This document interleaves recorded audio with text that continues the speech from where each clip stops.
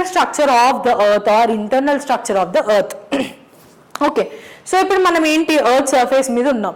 So earth ఒక geoid, the shape of earth is geoid.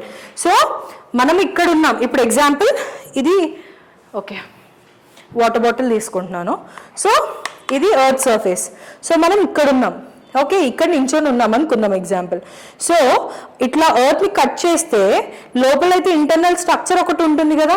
So ఇప్పుడు బాటిల్ని 2 సైడ్స్కి ఇట్లా చేసామనుకోండి, ఇట్లా ఇంటర్నల్ స్ట్రక్చర్ ఒకటి తెలుస్తుంది కదా. ఆ ఇంటర్నల్ స్ట్రక్చర్ గురించి మనం తెలుసుకోవాలి. ఎందుకు?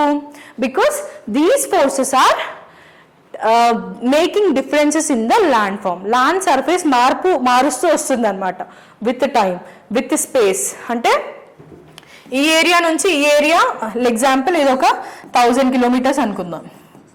సో ఇక్కడ ఉన్నట్టు ఇక్కడ ఉంటుందా? No, right. మళ్ళీ ఇక్కడ ఉన్నట్టు ఇక్కడ ఉంటుందా? ఇది ఒక 2000 కిలోమీటర్స్ అనుకుందాం, 2000 కిలోమీటర్స్. సో ఇక్కడ ఉన్నట్టు ఇక్కడ ఉంటుందా? లేదు. ఎందుకు? బికాస్ ఇంటర్నల్ స్ట్రక్చర్ ఒక్కొక్కటిని ఒక్కొక్కలాగా మనకి కాంట్రిబ్యూట్ చేస్తుంది అనమాట. సో ఇంటర్నల్ స్ట్రక్చర్ ఎలా ఉంది అనేది basic primary thing we have to know.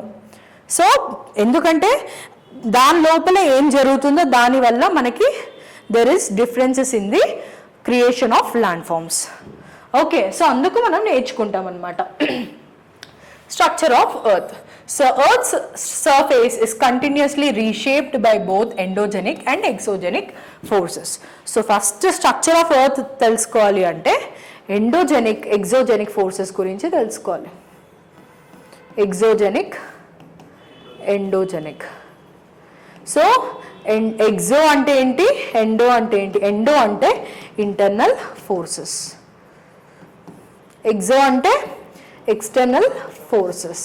So ఎక్సోజెనిక్ forces అంటే ఎక్స్టర్నల్ ఫోర్సెస్. అంటే ఇప్పుడు మనకి ఎర్త్ సర్ఫేస్ ఉంది కదా, మనకు బయట నుంచి వచ్చే ఫోర్సెస్ ఏంటి? రెయిన్ఫాల్, సన్లైట్ అంటే టెంపరేచర్. సన్లైట్ వల్ల ఏమవుతుంది? టెంపరేచర్, అవునా? రెయిన్ఫాల్, టెంపరేచర్, ఇంకా విండ్, స్నోఫాల్, గ్లేషియర్స్ ఎక్సెట్రా. ఇవన్నీ ఎక్స్టర్నల్ నుంచి మనకి ప్రెషర్ పడుతున్నాయి ఎర్త్ సర్ఫేస్ మీద, అంతే కదా. ఒక్కొక్కసారి ఒక్కొక్క చినుకు పడుతున్నాయి, టప్ టప్ టప్ అని స్కిన్ మీద తగులుతూ ఉంటుందా? అంటే ఎర్త్ సర్ఫేస్ మీద కూడా ప్రెషర్ పడుతుంది కదా. సో దానివల్ల ఎర్త్ సర్ఫేస్ చేంజ్ అయ్యే ఛాన్సెస్ ఉంటాయి కదా. విండ్ కూడా ఒక్కొక్కసారి ఇసుక మొత్తం తీసుకొని వెళ్ళిపోతూ ఉంటుంది. అంటే విండ్ వల్ల కూడా మూవ్మెంట్ ఆఫ్ సాయిల్ జరుగుతుంది కదా. సో దానివల్ల కూడా మన ల్యాండ్ సర్ఫేస్ మూవ్ అవుతుంది కదా. సో ఇవన్నీ బయట నుంచి వచ్చేవి. రెయిన్ఫాల్ అవ్వచ్చు, wind. Next green house gases ఏంటి? What are green house gases? అవి ఎలా చేంజ్ చేస్తాయి? పెంచితే హీట్ని పెరుగుతుంది, కానీ ఇదేం సన్లైట్ లాగా డైరెక్ట్గా కాదు కదా. నీకు ఎంత పెరుగుతుంది? మహా అయితే 1 degree 2 degrees ఇంక్రీజ్ ఉంటుంది. దానివల్ల ఏం జరుగుతుంది?